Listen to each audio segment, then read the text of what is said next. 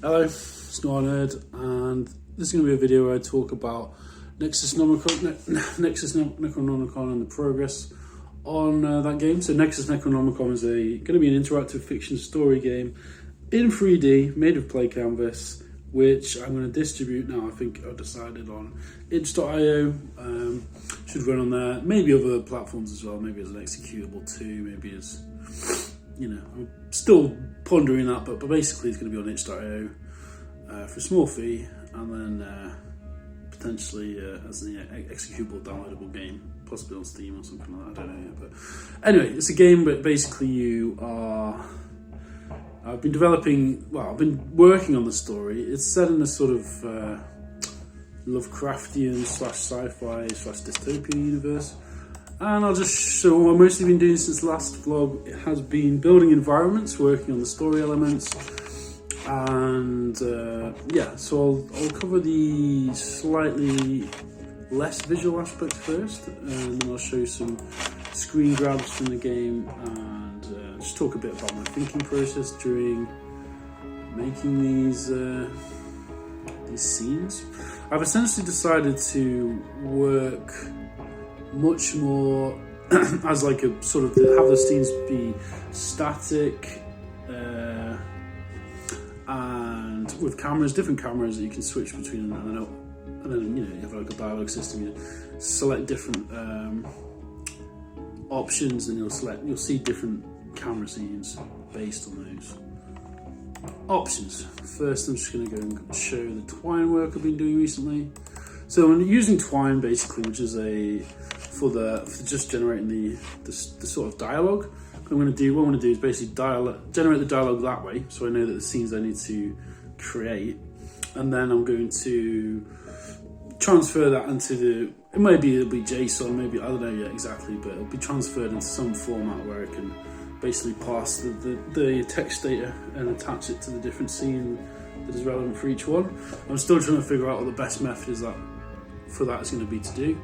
Probably I think I'm going to do a JSON file with all the different dialogue options, and then somehow get it so that you can access that, and then in each particular scene where you need to trigger a certain dialogue, just get it to access that somehow. I need to think about that, obviously, but I'm going to do some research on that.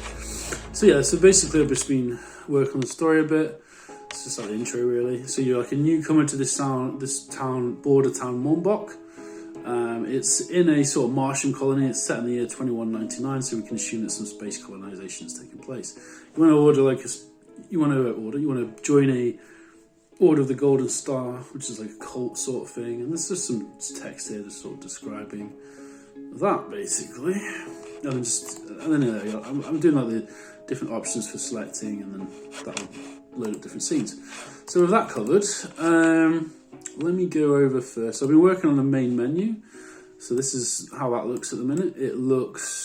I'm sort of, like I said, just creating these different scenes, which should just have a camera attached to them. And then obviously this will have like the title page with play and different options and things. It's quite limited at the minute. It's just a scene with a play button, which doesn't do anything at the minute yet, but it's just helping me establish mood and sort of think about how do I want to present all the different models and assets. One thing I need to do still is add some sound. We're potentially going to make Donnie to do some parts of that, because he's a proper whiz at like ambient drone and piano music. Yeah, actually, just before I started recording this, he was playing some piano downstairs. But yeah, so we've got two screens here. We've got and also this book in front here, and you can just sort of click on this button. There'll be more buttons later, but just working on the style. I mean, the text needs to probably be a bit bigger and have like some modifications to it, but it's just very early days on this basically. And this will be the entry screen for the game. We've got the Necronomicon there, the actual book. I'm trying to work with lighting in a very atmospheric way. Texture's a bit too big on the wall. I'm going to scale that a bit. These are fine, I think. So we've got, on the left, we've got the Overseer, who's like the main sort of big brother character in the game, and then on the right, there's a sort of idea I'm developing around creating how do you say, like a sort of religious icon that occurs throughout the game in a sort of weird quasi-religion, but that's that without giving too much away. And then I'll show some other bits and bobs. So we've got church has been a bit more developed. So, and like I said, I'm starting to have these cameras on the side with predefined scenes and animation, and then possibly I'll look into like ways that you can trigger. Well, I pretty much know it's very possible you just trigger different animations based on different dialogue options selected within individual like dialogue nodes, if you will. So I'll do that. I have to work on that and experiment with that. But essentially, I'm starting to establish the actual way things are going to work in the game, how things are going to look, the sort of mood, as you can see, is created. We've got this book, we've got this woman on the left who's like going to be quite an important character, I feel. Anna, working title name is Anna. And obviously, yeah, I'm going for this sort of mixture of like technology, but grungy technology, and almost like ancient world as well, I guess. Gothic, and well, it's definitely Gothic, which is definitely true. So you can see there's like that little black, little red, lots of green. Lots of green. Green is going to be a predominant, very predominant colour in the colour scheme of the game, because I just like neon green. And I think it creates a unique atmosphere, so I'll just like scoot around the scene a bit actually. So you can see we've got these sort of icons here that I was talking about before, and then the Overmind, who's the big, scary, Big Brother style figure. And that's that. And then we've got a few other different cameras. I think I can switch to these other ones, but I think, if I remember correctly. Otherwise, I'll just go on to the next scene. It might just be the same thing. I've been working on also a outskirts area, like a sort of border town, so just like an outdoor area, and then also it's just one scene at the minute.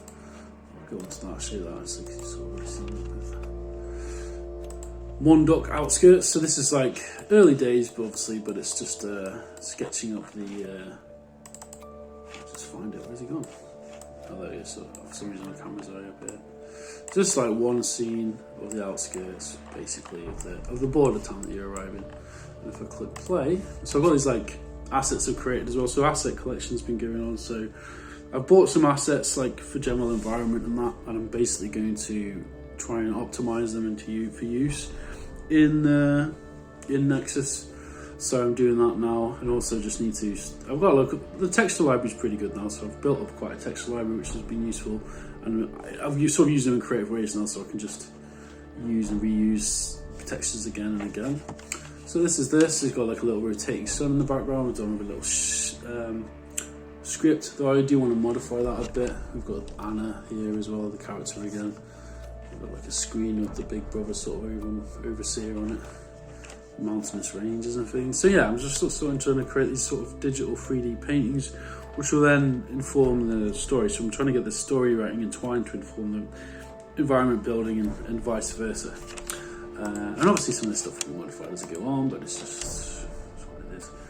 I think that'll probably do for now. I'm also working on a scene over my basement, which is, again, it's just another environment, like building up, which is more like outdoors and these sort of brutalist flats, and sort of religious iconography, which we'll see in a second, from Christianity. Like crosses and things like that. It's very gothic. This game is going to be. The overall turn of this game is going to be incredibly gothic, basically. It's a gothic horror tale, basically. So yeah, you got these posters, the brutalist flats, and then also, yeah, this Overmind with a green glow. I've been experimenting with adding the light in that way, and the cross. But yeah, that's that. I'll update probably in another 2 weeks at least. Hope you enjoyed that. I might even create a page or website for this game soon. If so, I will update with the link in the next vlog, I think. But yeah, I probably will do that because it'll be quite useful, I think, for just general, like a central place for finding all the information on it as it goes on. But that's the vlog for today. Hope you have a nice day, and yeah, like and subscribe, of course, if you like the content. Tutorials should be coming sometime soon, the next month.